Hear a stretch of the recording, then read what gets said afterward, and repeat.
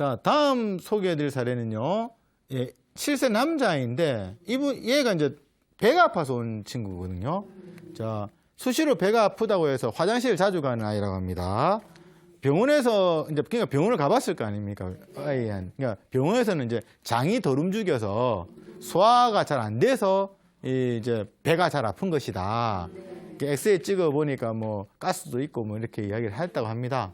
근데 얘 같은 경우는 평소에도 평소에 약간 예민하고 짜증을 잘 내는 애라고 하네요.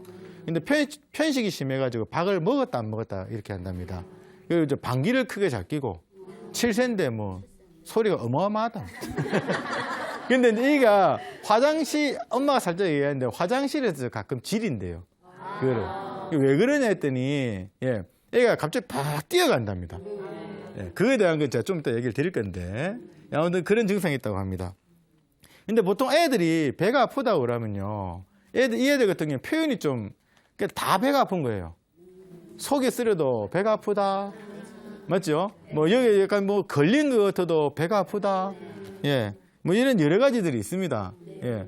그러니까 배 아프다 그랬을 때 무조건, 배가 아프구나 이렇게 볼 게 아니고, 얘가 어떻게 아프고 이런 거에 대한 부분을, 예, 저희 같은, 그 사람을 치료하는 직업 입장에서는 같이 이렇게 데리고 온 부모님들의 말씀도 잘 들어보고, 예. 그리고 이제 저도 이제 진단을 좀 제대로 해서 그것을 이제 같이 종합을 해서 최대한 활용을 해야지만 이제 이렇게 치료를 좀 할 수 있는 겁니다.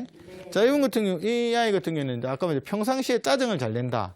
이거는 이제 신경이 예민하다는 것을 알 수가 있죠.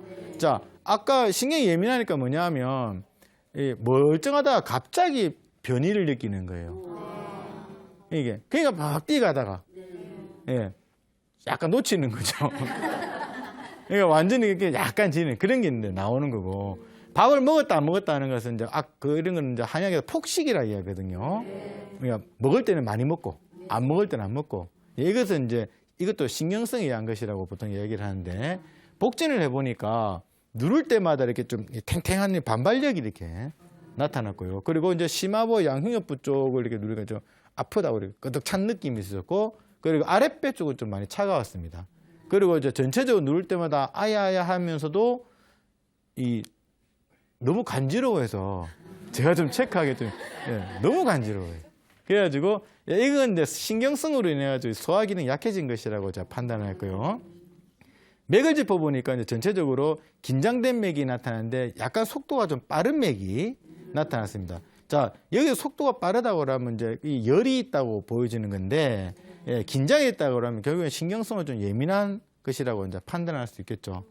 자, 혀를 보니까 혀의 색이 좀 약간 빨가면서 태가 약간 연한 느낌이 나타나는데, 이것은 빨가면 제가 아까 열이 있다고 그랬죠. 예, 열이 위로 몰려있는 기울형의 이 혀를 이야기합니다. 그럼 종합적으로 보면 이 아이는 신경성으로 인해서 이제 기가 뭉쳐서 순환이 안 돼가지고, 순환이 안 되니까 당연히 소화기는 떨어질 수밖에 없죠. 그래서 이것은 이제 증상으로는 간기울결의 증상이다, 이렇게 제가 판단을 했는데요. 간기울결이라는 거는 말 그대로 간의 기운이 울결 뭉쳐 있다. 예, 이유가 뭐냐? 칠정이나 그 밖의 원인으로라고 되어 있는데, 칠정이라는 게 소위 말하는 우리가 지금 표현을 따지면 신경성, 예, 감정의 변화, 예, 이런 건데, 그런 것들로 인해 가지고 이제 기운이 뭉치게 되죠. 이제 그게 이제 간의 기능이 장애가 되어서 생기는 것을 간기울결이라고 이야기를 합니다. 증상으로는 양 옆구리가 그득하고 좀 뻐근한 느낌, 그리고 우울하고 쉽게 좀 화가 잘 나는, 예, 이게 좀 특징적인 부분입니다. 그리고 이제 가슴이 답답하고 한숨을 잘 쉬고요. 그리고 이제 신물을 토하거나 구역질을 많이 하고 설사를 자주 하고, 예, 식욕이 없는. 그래서 치료는 어떻게 되냐면 신경을 완화시켜줘야 되겠죠. 예, 그리고 이제 기혈순환을 돕게 해주면 이제 치료가 되는데, 이 애 같은 경우는 위장의 문제로 복통이 오는 거니까 여기다가 당연히 위장을 좀 따뜻하게 만들어줘가지고, 왜 아랫배 차다 했지 않습니까? 좀 따뜻하게 만들어서 기를 좀 돌려줘야지만 이제 치료가 되는 거죠. 자, 그렇게 치료하니까 이제 애가 이제 점점 배가 아프다는 소리를 좀 덜 하게 되면서, 제일 중요한 거는 엄마가 제일 좋아하는 이겁니다. 급하게 화장실 가는 게 없어졌답니다. 빨래거리가 줄었다는 거죠. 이러면서 이제 방귀도 점점 약해지면서 요즘 뭐 아예 뭐 배 아픈 소리를 아예 안 한답니다. 그 뒤로는. 이렇게 이제 애들이 아플 때는 정확한 이유를 알아보기 좀 힘듭니다.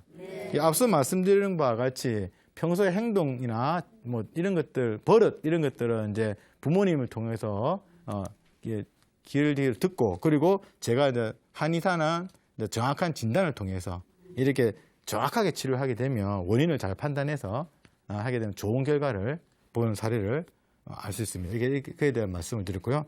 자,